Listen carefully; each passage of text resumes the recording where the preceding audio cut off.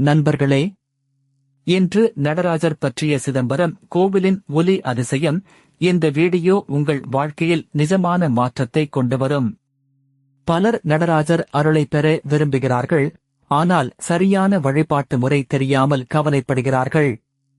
இன்று அந்த குழப்பம் நீங்கும். பழங்கால தமிழ்நாட்டு கோவில்களில் நடராஜர் பக்தர்கள் கடைபிடித்த ஒரு மறைபொருள் இருக்கிறது.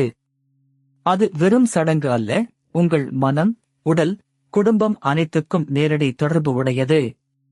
மதுரை மீனாட்சி அம்மன், பழனி, திருச்செந்தூர், சிதம்பரம் போன்ற புனித திருத்தலங்களில் இன்றும் அதே முறை பின்பற்றப்படுகிறது. அந்த மரபை புரிந்து கொண்டு செய்தால் பலன் தவிர்க்க முடியாது. முதல் படி, காலை 5 முதல் 6 மணிக்குள் குளித்து தூய ஆடை அணிந்து மனதை அமைதிப்படுத்துங்கள்.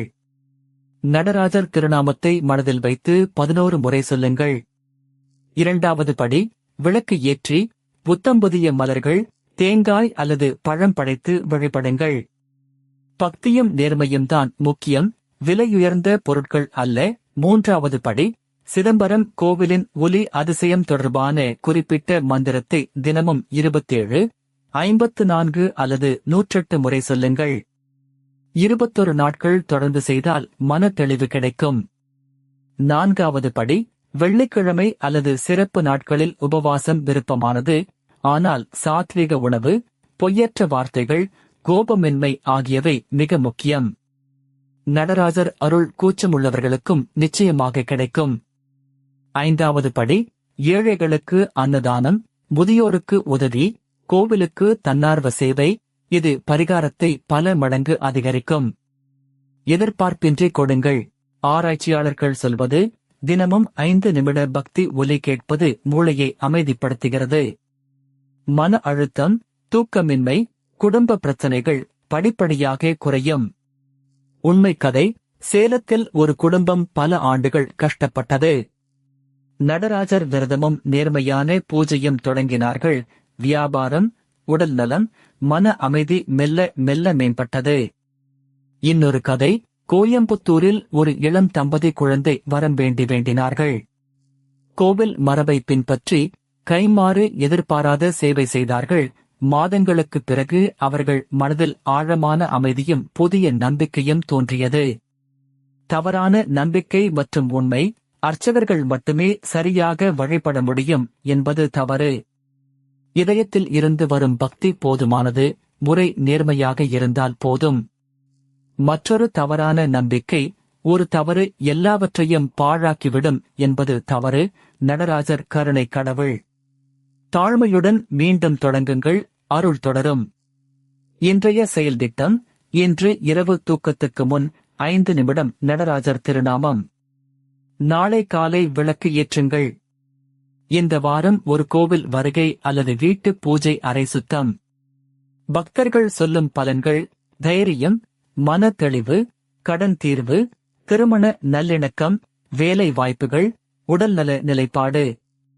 நேரம் ஒவ்வொருவருக்கும் மாறுபடும், பொறுமையுடன் நம்பிக்கை வையுங்கள். தடைகளுக்கான பரிகாரம், சனிக்கிழமை எண்ணெய் விளக்கு ஏற்றுங்கள். அம்மன் அல்லது முருகன் கோவிலில் கருப்பு வஸ்திரம் படையுங்கள். 108 முறை வேகத்தை விட கவனத்துடன் உச்சரியுங்கள்.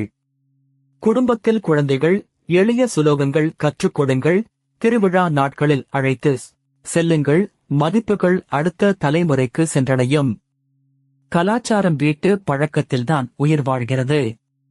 அலுவலகத்தில் பணிபுரிவோருக்கு 2 நிமிட இடைவேளை பிரார்த்தனையும் பலன் தரும். நடராஜர் நேரத்தை அல்ல, நோக்கத்தை பார்க்கிறார். நண்பர்களே, சிதம்பரம் கோவிலின் ஒலி அதிசயம். இது வெறும் கோட்பாடு அல்ல, நாள்தோறும் செய்ய வேண்டிய பயிற்சி. சிறிதாக தொடங்குங்கள், 21 நாட்கள் தொடர்ச்சியாக செய்யுங்கள். ஆலய மணி சேனலில் சந்தா செய்யுங்கள். தினமும் கோவில் ஞானம், பரிகாரம், தல புராணம் வருகிறது. மணி சின்னம் அழுத்துங்கள், எந்த வீடியோவும் தவறாமல் காணலாம். கீழே உரையிடுங்கள், உங்கள் சொந்த ஊர் கோவில் பெயர் எழுதுங்கள். அடுத்த வீடியோவில் அந்த திருத்தலத்தின் சிறப்புகளை பார்க்கலாம். இந்த வீடியோவை குடும்பத்தினருக்கு பகிருங்கள். ஒன்றாக வழிபட்டால் பக்தி மேலும் வளரும். நடராஜர் திருவடியில் நம்முடையவர்கள். நடராஜர் பக்தி பாதையில் பொறுமை மிக முக்கியம். சிதம்பரம் கோவிலின் ஒலி அதிசயம் நாள்தோறும் நினைவு கூர்வது மனதை வலிமையாக்கும்.